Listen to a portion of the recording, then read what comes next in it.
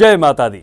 शक्ति की आराधना का महापर्व शारदीय नवरात्रि, जैसा कि हम सब जानते हैं कि कल से इसकी शुरुआत होने वाली है श्राद्ध पक्ष का। जैसा कि आज समापन हो रहा है तो कल से शारदीय नवरात्र की शुरुआत होगी। ऐसे में देश दुनिया में जहां कहीं पे भी माता के भक्त रहते हैं वो बड़े ही भक्ति भाव के साथ माता की पूजा और आराधना करते हैं। ऐसे में कलश स्थापना कैसे करनी चाहिए, कलश स्थापना यानी कि घट स्थापना कैसे करनी चाहिए और क्या है मां के पूजा की विधि, किस प्रकार से हमें पूजा करनी चाहिए, माता को क्या भोग लगाना चाहिए और कौन सा वो शुभ मुहूर्त है जिस शुभ मुहूर्त में ही हम आप घट स्थापना कर सकते हैं। इन सभी बातों की जानकारी लेंगे ज्योतिर्विद प्रदीप राहल जी से।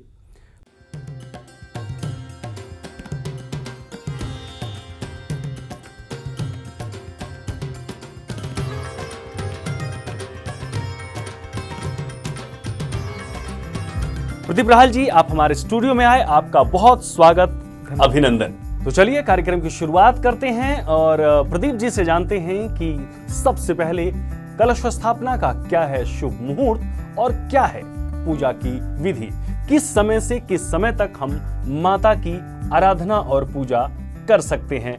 प्रदीप जी, सबसे पहले तो दर्शकों में जो उत्सुकता है वो यही और इस बात की कि कलश स्थापना करनी है।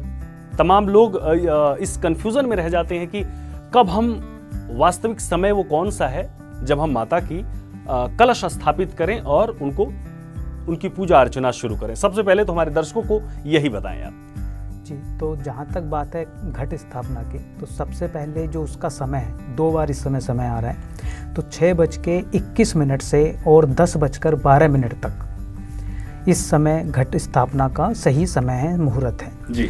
इसके अलावा 11:45 से और 12:30 बजे तक भी आप घट स्थापना कर सकते हैं। तो पहला समय है 6 बजे का, अच्छा, और दूसरा समय है 11:45। तो अपने दर्शकों को बता दें कि पहला समय है 6:21 और दूसरा है 11:45, यानी कि 11:45 अभिजीत मुहूर्त है और यकीनन हमें पूजा जो है वो अभिजीत मुहूर्त में करना बेहद शुभ होता है जी। तो सबसे पहले हमें माता की प्रतिमा लेनी है, एक आसन लेना है, गणेश जी की प्रतिमा लेनी है, क्योंकि बिना गणेश जी की पूजा के कोई भी कार्य संपन्न नहीं किया जाता है, स्टार्ट नहीं किया जाता है। उसके साथ साथ जब हम आसन लगाएंगे तो उसके ऊपर सबसे पहले हमने गणेश जी को स्थापित करना है, फिर माता को आसन देना है। फिर हमें कलश चाहिए होगा, मिट्टी का और कलश चाहिए होगा और एक पूर्ण पात्र चाहिए होगा। अशोक या आम के हमें पत्ते चाहिए होंगे जो 5 या 7 की फॉर्म में हो, एक साथ जुड़े हुए, कटे हुए नहीं होने चाहिए या सूखे हुए नहीं होने चाहिए। इसके साथ हमें चाहिए होगा मिट्टी का एक बड़ा बर्तन, एक हमें चाहिए होगा अक्षत, कुछ जौ, सुपारी, लौंग, हल्दी की गांठ, इत्र, सिक्का, नारियल, चुनरी, गंगाजल, सिंदूर, फूल और कुछ मिठाइयाँ जो दूध से बनी हुई हों, या उसमें आप पंचमेवे भी यूज़ कर सकते हैं। तो ये सारी सामग्री होगी जो हमने इकट्ठी करनी है। इसमें जब हमने घट स्थापना करनी है तो जैसे हमने बताया कि जो अभिजीत मुहूर्त है 11:45 का, या तो आप उस पर कर सकते हैं, या सुबह का मुहूर्त है 6:21 का, आप उस समय पर घट स्थापना कर सकते हैं। तो जो हमने पहले कलश लेना है उसको हमने जल से भर देना है, उसके अंदर हमें एक लौंग का जोड़ा डालना है, हल्दी की गांठ डालनी है, इत्र डालना है, और उसके ऊपर हमने जो पूर्ण हमने पात्र लिया था उसको रख देना है। उस पूर्ण पात्र में हमने चावल रखने हैं और उसके ऊपर हमने नारियल लेना है और नारियल को हमने कलावे से बांध देना है और उसके ऊपर चुनरी को लपेटना है और नारियल को ऐसे रखना है, पट खड़ा नहीं रखना है, ठीक है। और उसी पे हमने आम के पत्ते लिए उनको लगा देना है। तो ये तो हो गया हमारा कलश स्थापना का। अब इसमें कुछ लोग जौ बोते हैं और कुछ नहीं भी बोते हैं जी। तो अगर आप जौ बोते हैं तो उसमें जो मिट्टी का हमने बड़ा बर्तन लिया है उसमें हमने मिट्टी को डालना है, मिट्टी साफ सुथरी होनी चाहिए और उसमें हमने जौ को बो देना है और उसके ऊपर स्थापना करनी है कलश की। तो ये तो सामग्री है और ये विधि है कि किस प्रकार से आप घट स्थापना करें। तो नवरात्रों में आप अखंड ज्योत भी जलाते हैं। अखंड ज्योत जलाने के लिए सबसे अच्छा उपाय, सबसे अच्छा पात्र होता है मिट्टी का दिया। तो मिट्टी की दिए में आप अखंड ज्योत जलाएं। और आपको विशेष रूप से एक बात का ध्यान रखना है कि जब आप आरती करें तो उस अखंड ज्योत से आपको आरती नहीं करनी है, उसको हिलाना डुलाना नहीं है। आरती के लिए आपको दूसरी ज्योत का, दूसरे दिए का यूज़ करना होगा, वो अलग से आपको करना है। तो अखंड ज्योत जलाने के लिए आप सूत, कच्चा सूत भी यूज़ कर सकते हैं या फिर कलावा यूज़ कर सकते हैं। बिल्कुल। तो घट स्थापना कैसे करें इसके बारे में आपको जानकारी मिल गई, और क्या क्या ज़रूरी सामग्री है उसके बारे में भी प्रदीप जी ने हमें बताया। और अब जानते हैं कि जो ये शारदीय नवरात्रि है, या फिर हम चैत्र नवरात्रि मनाते हैं, वर्ष भर में हम आपको बता दें कि 4 नवरात्रियां मनाई जाती हैं, जिसमें 2 गुप्त नवरात्रियां हैं और 2 प्रत्यक्ष जो हम मनाते आ रहे हैं। लेकिन एक सवाल आपके मन में हुआ कि आखिर में नवरात्रि हम क्यों मनाते हैं, शक्ति की आराधना क्यों करते हैं, और क्यों उसकी एक निश्चित तिथि और उसका एक निश्चित समय होता है। प्रदीप जी जरा इसके बारे में भी हमारे दर्शकों को बताएं। जी, तो नवरात्रे बनाने के पीछे काफ़ी कथाएं हैं, पौराणिक कथाएं हैं, लेकिन उनमें से 2 ऐसी कथाएं हैं जो काफ़ी ज़्यादा प्रचलित हैं। जी। तो पहली कथा है कि महिषासुर से संबंधित है। बिल्कुल। तो महिषासुर के एक राक्षस थे, उन्होंने अमृत पाने के लिए, अपनी शक्ति को बढ़ाने के लिए और अमृत को पाने के लिए उन्होंने कठोर तपस्या की ब्रह्मा जी की। तो उनकी तपस्या से प्रसन्न होकर ब्रह्मा जी उनके सामने प्रकट हुए और उन्होंने कहा कि बताइए आपको क्या वर चाहिए। तो जैसा हमने देखा ही है, सुना भी है, तो उन्होंने वर मांगा कि मुझे अमर होना है। तो ब्रह्मा जी ने कहा कि जीवन और मृत्यु ये कभी रुक नहीं सकता, कि मृत्यु को कोई नहीं टाल सकता। प्रकृति का नियम है। प्रकृति का नियम है, जिसका जन्म हुआ है उसकी मृत्यु निश्चित है। तो आप कुछ और मांगिए। तो उन्होंने, अब जब राक्षस हैं उन्हें वही चाहिए, तो उन्होंने बुद्धि को अपनी घुमाया और कुछ तर्कपूर्ण उन्होंने बातें कही। तो महिषासुर बोलते हैं कि मुझे ऐसा वरदान दीजिए कि मैं ना तो किसी देवता के हाथों मारा जाऊं, ना किसी मनुष्य के हाथों मारा जाऊं, और ना ही किसी पशु के हाथों मारा जाऊं। और अगर मेरी मृत्यु हो तो वो किसी महिला के थ्रू हो, किसी स्त्री के थ्रू हो। तो उन्हें ऐसा लगा कि शायद कोई स्त्री इतनी बलवान नहीं होगी जो मेरा वध कर पाए। तो ब्रह्मा जी ने उनको वरदान दे दिया। अब जब वरदान मिला, उनको वो शक्तियां मिली, तो उन्होंने सबसे पहले देवताओं पर आक्रमण किया और उनका राज्य हड़प लिया। जी। तो अब देवता उससे खिन्न होकर जब परास्त हो गए, तो उनको वो पहुँचे ब्रह्मा जी के पास, विष्णु जी के पास और भगवान शिव के पास कि ऐसे ऐसा महिषासुर का इतना तांडव बढ़ गया है, इतना अत्याचार बढ़ गए हैं, तो क्या करें।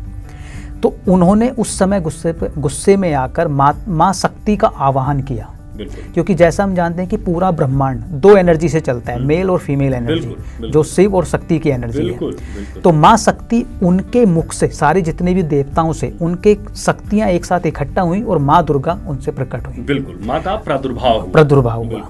और जब माँ प्रकट हुई तो उन्होंने महिषासुर को लड़काला और उनसे युद्ध किया, और ये युद्ध चला 9 दिन। 9 दिनों तक ये युद्ध चला। तो 9वें दिन जब महिषासुर का उन्होंने वध किया, तो एक तो ये कथा है कि महिषासुर का वहां पर अंत हो गया। बिल्कुल, इसीलिए माँ को महिषासुर मर्दिनी भी कहा जाता है। बिल्कुल। एक दूसरी कथा है जो रामायण में आपको देखने को मिलती है। तो भगवान श्री राम जब युद्ध लड़ रहे हैं रावण से, तो उस समय उनको ऐसा लगा कि माता या फिर कोई शक्ति रावण की तरफ से लड़ रही है। तो उन्होंने माँ शक्ति का आह्वान किया और उन्होंने भी 9 दिन पूजा की। और माँ शक्ति ने 9वें दिन, जब जिसको सिद्धदात्री हम बोलते हैं, तो उन्होंने उनको आशीर्वाद दिया कि आपकी विजय होगी। और 10वें दिन रावण का वध हुआ। बिल्कुल, 10वें दिन, जैसा कि हम विजयादशमी मनाते हैं, और उस दिन रावण का वध होता है, यानी कि असत्य पर सत्य की विजय का दिन। तो अगर एक चीज और देखें हम चैत्र नवरात्रों में या शारदीय नवरात्रों में, तो जब चैत्र नवरात्रे हम मनाते हैं तो उसमें 10वें दिन, 9वें दिन रामनवमी होती है। बिल्कुल। और यहाँ पर 10वें दिन विजयदशमी होती है। तो राम वहाँ भी जुड़े हुए हैं और राम यहाँ पर भी जुड़े हुए हैं।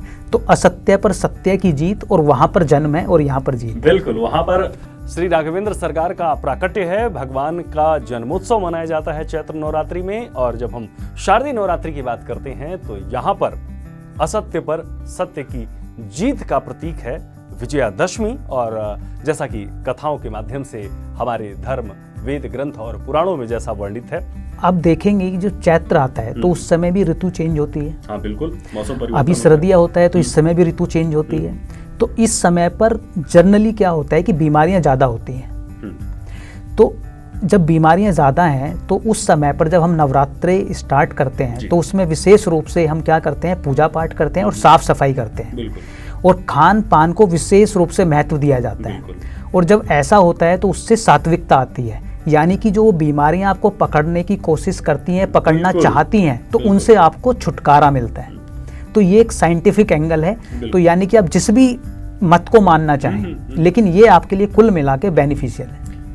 वास्तव में इसका लाभ आपको मिलना है। और जैसा कि प्रकृति में परमात्मा का वास कहा जाता है, जैसा शक्ति की आराधना का महापर्व है, इसीलिए हमारे सनातन धर्म संस्कृति में कहा जाता है कि यत्र नारेस्तु पूज्यन्ते रमन्ते तत्र देवता। तो शक्ति की आराधना तो आदि अनादिकाल से होती आ रही है और उसका अनवरत हर एक सनातनी, चाहे वो देश में ही हो, चाहे वो विदेश में हो, चाहे कहीं पर भी हो, इस पावन अवसर पर मां की भक्ति भाव के साथ पूजा आराधना जरूर करता है।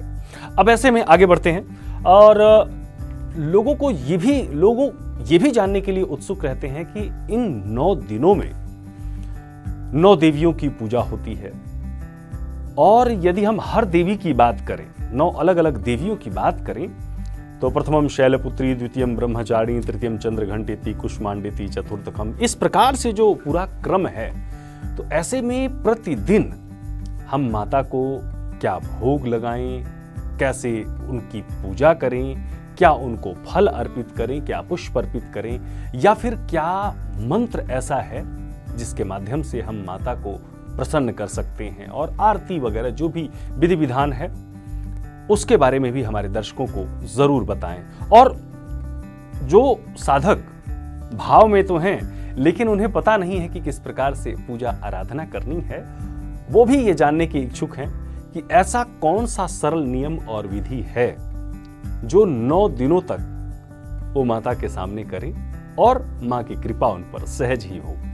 जी, तो इसको हम सबसे पहले जो आसान तरीका है, मान लीजिए कि कोई व्यक्ति है जो अपनी जॉब के कारण ट्रैवलिंग कर रहे हैं, तो वो शायद ये सारी चीज़ें ना कर पाए। हाँ, बिल्कुल। वो घट स्थापना भी नहीं कर पाएगा, वो उस तरीके से विधि विधान से पूजा भी नहीं कर पाएगा, क्योंकि उसको परिस्थिति, बिल्कुल, समय की आपाधापी और उसके पास समय नहीं निकल पाता है, तो मजबूरी में है। बिल्कुल बिल्कुल। तो सबसे ज़्यादा भक्ति की जब भी हम बात करते हैं तो उसमें महत्वपूर्ण होता है आपका भाव से बड़ा कुछ नहीं है। अगर आपके अंदर भाव नहीं है, उसके अलावा उसके बाद आप कुछ भी पूजा कर लीजिए, उसका फल आपको नहीं मिलेगा। नहीं मिल सकता। अगर आपके अंदर भाव है तो आप किसी भी परिस्थिति में पूजा कर सकते हैं। बिल्कुल। पहले अब किस प्रकार से कर सकते हैं, तो सबसे आसान तरीका है कि सबसे पहले तो आपके पास गीता प्रेस गोरखपुर की स्पेसिफिकली दुर्गा सप्तशती होनी चाहिए। ध्यान रखें, दुर्गा सप्तशती, वो भी जहां पर विशुद्ध उच्चारण हो, जहां पर कोई त्रुटि ना हो, जहां पर कोई गलती ना हो, और उसके लिए गीता प्रेस ही माना जाता है। यस, तो अगर आप ट्रैवल कर रहे हैं तो आप सिर्फ उसका नियमित रूप से दुर्गा सप्तशती का आप पाठ कीजिए। जी, ठीक है। बाकी अभी हम हर माता के लिए एक मंत्र का, दुर्गा सप्तशती तो प्रदीप जी बहुत बड़ी हो गई, उसमें किस अध्याय का पाठ करें, या सिद्ध कुंजिका स्तोत्र का पाठ कर लेने से, या कवच, या अर्गला, या कीलक? इसमें अगर आपके पास दुर्गा सप्तशती है जी, तो अगर आप मान लीजिए कि कुछ किसी और की भी नहीं सुनना चाहते, तो अगर आप उसको पहले पेज से लेकर अंतिम पेज तक पढ़ लें तो वो सब कुछ आपको समझ में आ जाएगा। बिल्कुल। पहली चीज़। दूसरा, अगर आपको करना है तो सबसे पहले आप ये कीजिए कि दुर्गा अष्टोत्तर से स्टार्ट कीजिए, फिर उसके बाद आप अर्गला कीजिए, फिर कीलक कीजिए, कवच कीजिए, उसके बाद आप डेली एक एक अध्याय का पाठ कीजिए। तो अब चूंकि 13 अध्याय हैं तो किसी दिन आपको 2 अध्याय भी करने होंगे, क्योंकि हमने 9 दिनों में उनको कंप्लीट करना है, पूरा करना है। और जब वो अध्याय भी आप कर लेंगे तो उसके बाद आपको माता की आरती करनी है और उसके बाद क्षमा प्रार्थना करनी है। बिल्कुल। क्योंकि जरूरी नहीं है कि आपका उच्चारण, आपकी भाषा सही हो या गलतियां आपसे ना हो, गलतियां हमेशा हो सकती हैं, तो आपको क्षमा प्रार्थना एंड में करनी है। या अगर आप ये भी नहीं कर सकते तो सिर्फ अगर आप सिद्ध कुंजिका स्तोत्र भी कर लेते हैं तो भी सारे फल आपको मिल जाएंगे। यानी कि सिद्ध कुंजिका स्तोत्र पढ़ लेने से भी पूरी श्री दुर्गा सप्तशती का फल हमें प्राप्त हो जाता है। जी। अब अगर आपको समय अलाउ करता है, आपके पास समय है, तो आप हर दिन हर माता के लिए हम अभी एक एक मंत्र बताएंगे, बिल्कुल। उस मंत्र का कम से कम एक माला यानी कि 108 बार आप उसका जाप कीजिए दुर्गा सप्तशती के साथ साथ जी, अगर आपके पास समय है। दूसरा, आप अगर हवन कर सकते हैं छोटा सा एक, तो आपको हवन सामग्री ले लेनी है। हवन क्या नित्य करना है? नित्य अगर करते हैं तो उससे अच्छा कुछ नहीं हो सकता। अच्छा। दूसरा, अगर आप एक चीज़ और ध्यान देंगे, ये हवन अगर आप रात्रि में करें तो ज़्यादा अच्छा है। रात्रि में? क्यों? क्योंकि आप ये देखिए कि हम क्या बोल रहे हैं, नवरात्रि, हम नव दिन नहीं बोल रहे हैं, बिल्कुल, हम शिवरात्रि बोलते हैं, शिव दिन नहीं बोलते हैं। तो रात्रि में जो भी आप पूजा पाठ करते हैं उसका एक विशेष महत्व होता है, वो साइंटिफिक है। बिल्कुल। क्योंकि दिन में बहुत सारी उपद्रव होते हैं, आवाज़ होती है, तो जो आप प्रोनाउंसिएशन करते हैं, उच्चारण करते हैं, उसकी जो वाइब्रेशंस हैं वो ब्रह्मांड तक पहुँचे, दूर तक पहुँचे और वो आपके ऊपर काम करें। बिल्कुल। तो उसके लिए अगर आप रात्रि में करते हैं, खासकर नवरात्रों में अगर नवरात्र पूजा करते हैं, तो उसका अत्यधिक महत्व हो जाता है। और ऐसे भी कहा जाता है कि रात्रि की साधना ज्यादा फलित होती है। ज़्यादा फलित होती है, वो इसीलिए। बिल्कुल, यही कारण है। यही कारण है। तो इसमें क्या करना है कि आप हवन सामग्री ले लीजिए। अगर आपके घर में कुछ कलेश रहता है या कुछ कष्ट है या कुछ रोग है किसी भी प्रकार के, या ऋण है, शत्रु हैं, कुछ भी हो सकता है, क्योंकि भौतिक जीवन है तो कुछ ना कुछ लगा रहता है। इसके लिए आप हवन सामग्री के साथ साथ आपको लेनी है पीली सरसों जी, काली मिर्च जी, लाल मिर्च, और उसको हवन सामग्री में आपको मिला लेना है जी। और आपको माता के मंत्र से, अब 2 मंत्र आप यूज कर सकते हैं इसमें जी। अगर आप सर्वमंगल कामना के लिए कर रहे हैं बिल्कुल। तो सभी इस मंत्र से चित परिचित होंगे। बिल्कुल। ओम सर्वमंगल मांगल्ये शिवे सर्वार्थ साधिके शरण्ये त्र्यंबके गौरी नारायणी नमस्तुते। तो एक मंत्र तो हो गया हमारा जो हमने अभी बताया। अब दूसरा मंत्र, अगर आप ज्यादा कष्ट में हैं, सर्व बाधा प्रशस्मनम त्रिलोकस्य अखिलेश्वरी एवमेव तव्य कार्य अस्मद्वैरी विनाशनम।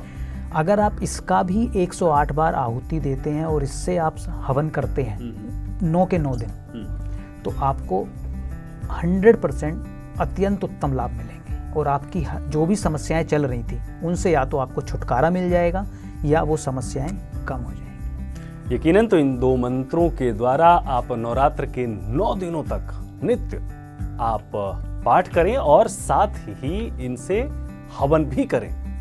यकीनन माँ की कृपा आप पर होगी।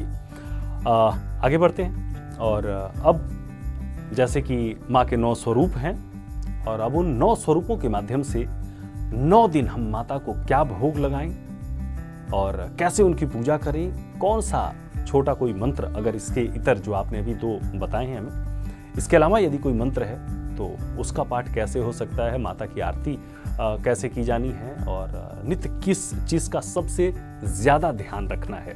लेकिन उससे पहले एक चीज़ और जान लेते हैं कि इन 9 दिनों में एक साधक को जो कलश स्थापना करता है अपने घर में, 9 दिनों तक व्रत रहता है, वो क्या करे इन 9 दिनों में और क्या ना करे, सबसे पहले ये बताएं। तो पहली बात तो ये है कि जैसा हमने पहले भी कहा कि यहाँ पर विशेष तौर पर साफ सफाई का ध्यान रखा जाता है, सात्विकता का ध्यान रखा जाता है। तो आपको अपने खान पान पर भी वो ध्यान रखना होता है। तो ऐसे में अल्कोहल का सेवन, मांस का सेवन, इन सब चीज़ों से तो आपको दूर रहना ही है और साफ सफाई का विशेष तौर पर ध्यान रखना है। जैसे कुछ वस्तुएं हैं, जैसे चमड़ा हमको नहीं यूज़ करना होता है, तो ये एक बहुत नॉर्मली सभी इन बातों को जानते हैं और वो ध्यान में रखते हैं। हाँ, कुछ जगह ऐसा होता है कि कई बार आप कुछ ऐसी सिचुएशंस में होते हैं कि आप यूज़ कर बैठते हैं, जैसे बेल्ट आजकल नॉर्मली यूज़ करते हैं। अब ऑफिस में जाना है तो उसके लिए मुश्किल हो जाएगा कि वो कैसे करें, तो ठीक है, दाढ़ी बाल भी इस दौरान नहीं कराए जाते हैं, नहीं बनाए जाते हैं। तो लेकिन अगर आप प्रोफेशनल हैं तो हाँ, वो करना पड़ सकता है आपको। तो माता आपके भाव समझती है, तो देश काल परिस्थिति के हिसाब से जो मोस्ट सुटेबल हो सकता है वो आपको करना है, तो आपको फल अत्यंत मिलेंगे ही मिलेंगे।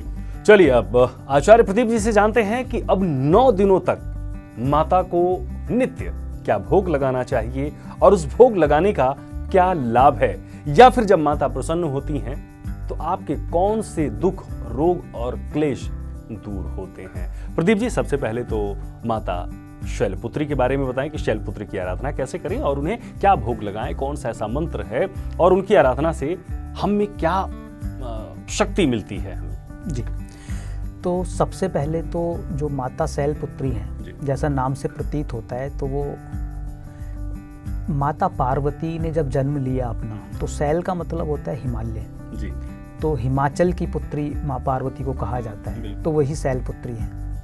तो अगर हम उनकी आराधना करते हैं तो उनके लिए एक मंत्र है, जो बीज मंत्र है, ओम ऐं ह्रीं क्लीं शैलपुत्रे नमः। जी। तो आप बाकी सारी पूजा आराधना के साथ साथ अगर आप इस मंत्र का एक माला जाप करें तो आपको अत्यंत लाभ मिलने वाला है। जी।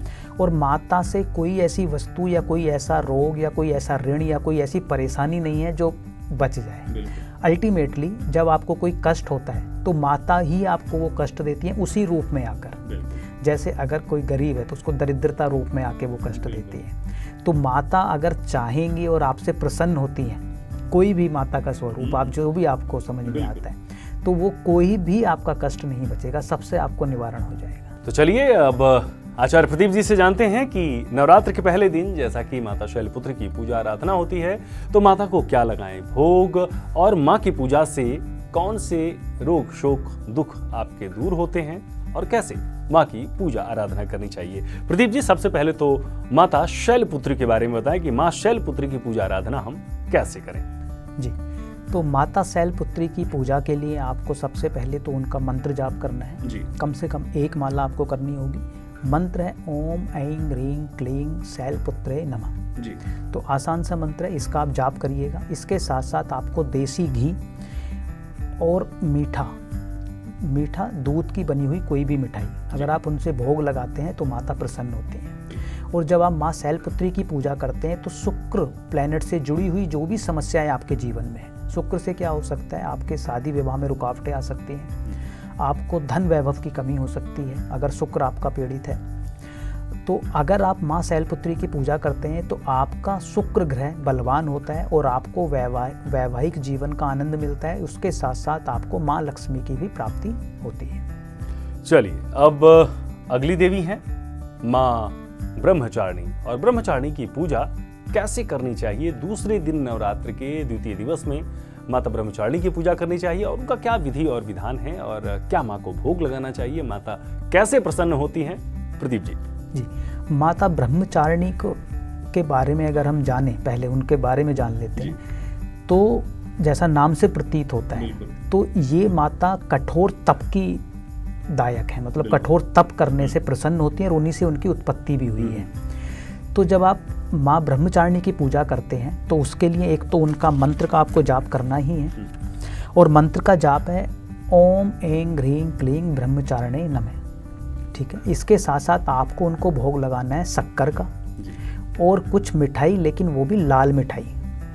और इससे जब माता का पूजा पाठ करते हैं, माता को प्रसन्न करते हैं, तो मंगल से जुड़ा हुआ जो भी कोई दोष है आपकी कुंडली में या आपके जीवन में, वो दूर हो जाता है। चलिए, तो ये थी माँ ब्रह्मचारिणी को क्या भोग लगाना चाहिए, क्योंकि भोग नित्य लगाना चाहिए और माँ को भोग बड़ा प्रिय है।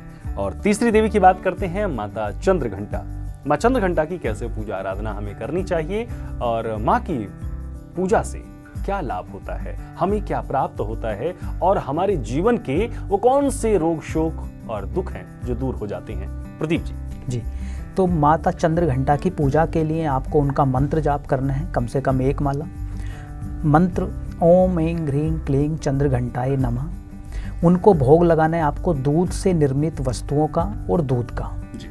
और अगर आप माता चंद्रघंटा की पूजा करते हैं तो चंद्रमा से जुड़े हुए, यानी कि जो आपका मन अगर कभी दुखी रहता है, या कुछ लोगों को आपने देखा होगा काफ़ी ओवर थिंकिंग करते हैं, या अगर किसी की माता की हेल्थ भी डिस्टर्ब है, तो अगर माता चंद्रघंटा की आप पूजा करते हैं इस मंत्र के साथ और दूध से बनी हुई वस्तुओं का भोग लगाते हैं और दूध अर्पण करते हैं, तो ये सारी समस्याएं समाप्त हो जाएंगी। चलिए, अब अगली माता यानी कि नवरात्र का चौथा दिन और माँ कुष्मांडा की पूजा आराधना, और माँ की पूजा आराधना कैसे करनी है, माँ को क्या भोग लगाना है, और माँ की पूजा आराधना से हमारे कौन से शारीरिक रोग और ताप दूर होते हैं। प्रदीप जी। जी, माता कुष्मांडा की पूजा के लिए माता का मंत्र ओम ऐं ह्रीं क्लीं कुष्मांडाय नमः।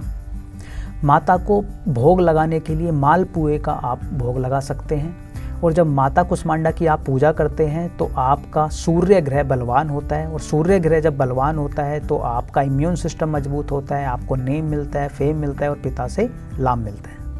तो ये लाभ आपको निश्चित ही प्राप्त हो, हम भी ऐसी कामना करते हैं। बढ़ते हैं नवरात्र के 5वें दिन। माँ स्कंद माता की किस प्रकार से पूजा आराधना करनी चाहिए और माँ की साधना से सहज रूप में हम साधकों को क्या फल मिलता है, बताएंगे प्रदीप जी। माता स्कंद माता की पूजा के लिए आपको मंत्र का जाप करना है, ओम ऐं ह्रीं क्लीं स्कंद माताए नमः। माता स्कंद माता की जब आप पूजा करते हैं तो उससे आपके बुध ग्रह को बल मिलता है। बुध ग्रह को बल मिलता है तो आपके फाइनेंस इंप्रूव होता है, इसके साथ साथ आपको करियर में ग्रोथ होती है। उनको भोग लगाने के लिए आपको केले का भोग लगाना है। तो ये तो बात हुई 5वें दिन की। अब बात करते हैं 6ठे दिन की, यानी कि माता कात्यायनी की पूजा। क्या है माता कात्यायनी का वो सहज मंत्र जिनसे करनी है आपको पूजा की शुरुआत, और माँ को क्या लगाने हैं भोग, चलिए जानते हैं प्रदीप जी से। जी, माता कात्यायनी के लिए आपको माता का मंत्र है ओम ऐं ह्रीं क्लीं कात्यायनाय नमः। माता को भोग लगाने के लिए आपको शहद का भोग लगाना है, और इससे आपके बृहस्पति ग्रह को बल मिलता है। और जब बृहस्पति ग्रह को बल मिलता है तो आपको आपकी लाइफ में स्थिरता की प्राप्ति होती है, इसके साथ साथ आपका कैरियर और फाइनेंस और बच्चों की प्राप्ति या बच्चों से आपको लाभ मिलता है। यकीनन। अब माँ कालरात्रि की बात करते हैं। माँ कालरात्रि, जैसा कि कहा जाता है कि माँ कालरात्रि का रूप बड़ा ही भयावह है, बड़ा ही भयानक है। तो क्या संदेश मिलता है माँ के इस स्वरूप से, और माँ की कैसे करनी है पूजा आराधना, माँ को क्या लगाना है आज 7वें दिन भोग, जानते हैं प्रदीप जी से। प्रदीप जी। माँ कालरात्रि के लिए जब आप पूजा करते हैं तो उनके लिए मंत्र है ओम ऐं ह्रीं क्लीं कालरात्रये नमः। जब माँ कालरात्रि की आप पूजा करते हैं तो आप उनको गुड़ का भोग लगाएं। माँ कालरात्रि की पूजा करने से शनि से जुड़े हुए जितने भी दोष आपके जीवन में हैं वो सारे समाप्त होते हैं, और माँ कालरात्रि जो भी परेशानियाँ या शत्रु पक्ष है आपका, उनको खत्म करने का सबसे बड़ा काम करती हैं। यानी कि जो उनका रूप है वो विकराल रूप है। तो अगर आप किसी भी मुसीबत में हैं, खासकर अगर शत्रुओं से परेशान है, तो आपको माँ कालरात्रि की पूजा जरूर करनी चाहिए। चलिए अब बात करते हैं 8वां दिन, यानी कि माँ महागौरी की पूजा। महागौरी का स्वरूप कैसा है और माता की पूजा कैसे करनी चाहिए और माँ को क्या फल अर्पित करना चाहिए, जानते हैं प्रदीप जी से। माँ महागौरी की पूजा के लिए आपको मंत्र का जाप करना है ओम ऐं ह्रीं क्लीं महागौराय नमः। माता गौरी को प्रसन्न करने के लिए आपको नारियल का भोग लगाना है। जब आप माँ महागौरी की पूजा करते हैं तो उससे राहु से संबंधित जो भी आपके जीवन में कष्ट हैं वो सारे समाप्त हो जाते हैं। तो इस प्रकार से इस मंत्र का आप नवरात्र के 8वें दिन जरूर जप करें और माँ को नारियल का भोग जरूर लगाएं। माता की कृपा आप पर सहज ही प्राप्त होगी। अब चलिए नवरात्र का 9वां दिन, यानी कि अंतिम दिन, जिस दिन होती है माँ सिद्धिदात्री की पूजा। अब ऐसे में माँ सिद्धिदात्री की पूजा करने से हमें क्या फल प्राप्त होता है और माँ को हमें क्या भोग लगाना चाहिए और कौन सा वो मंत्र है जिनसे करें हम अपने दिन की शुरुआत 9वें दिन नवरात्रि के, जानते हैं प्रदीप जी से। प्रदीप जी। माता सिद्धिदात्री के लिए आपको मंत्र का जाप करना है ओम ऐं ह्रीं क्लीं सिद्धिदात्राय नमः। इसके लिए माता को आपको भोग लगाना है चने और हलवे का। और जब माता सिद्धिदात्री की आप पूजा करते हैं तो केतु से जुड़ी हुई जो भी समस्याएं आपके जीवन में हैं वो सारी समाप्त हो जाती हैं। बिल्कुल। तो राहु और केतु खूब परेशान करते हैं, और अगर आप चाहते हैं कि केतु आपको परेशान ना करें तो माँ की पूजा आप विधि विधान से करें और माँ को भोग जरूर अर्पित करें। तो ये थी कलश स्थापना से लेकर 9 दिनों तक किस प्रकार से हमें पूजा आराधना करनी है, कैसे हम पर माँ की कृपा प्राप्त होगी और कैसे हम अपनी नवरात्रि को शुभ बना सकते हैं। तो ये सभी विधि विधान अपनाएं और अपने जीवन को धन्य बनाएं। प्रदीप जी, आप हमारे स्टूडियो में आए, आपका बहुत बहुत धन्यवाद। आभार। जय माता दी। आप सभी को भी इस पावन शारदीय नवरात्र की हार्दिक शुभकामनाएं और बधाई। कल से शुरू हो रहा नवरात्र आपके जीवन में सभी प्रकार की आपकी मनोकामनाओं को पूर्ण करे, हम यही कामना करते हैं। और आप ठीक इसी प्रकार से विधि विधान के साथ माँ की पूजा आराधना करते रहें। जय माता दी।